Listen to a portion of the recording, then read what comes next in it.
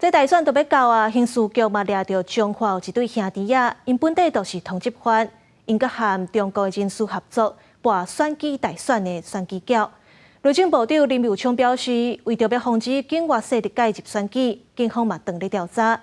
那行政院嘛讲，境外势力一直透过跋筊、假信息等等的方式介入选举，已经要求相关单位要严格来查办。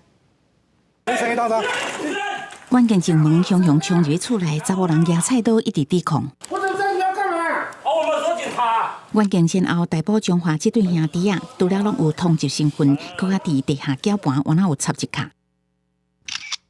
为着闪过查缉，用榔头甲搅客收钱。警方调查，姓叶的兄弟专门收缴销，原来有抽头。为对的记录有查到，已经有7个人落肚，缴本累积万字。幕后原来甲中国人配合，密伫对华控制，为网络散布总统大选赌盘的资讯。警方对选举赌盘都会全力来查缉。那最近也有几个都有成果出来那我们会继续要求各检察单位要全力来收报。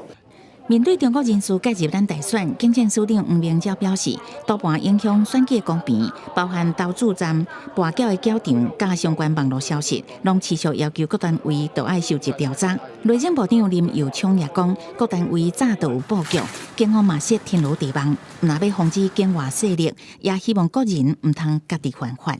我想借选手段非常多，而警方也都有掌握，所以我们已经布下天罗地网，请大家千万不要以身试法。那行政院已请法务部以及内政部严格进行情资收集跟案件的查办。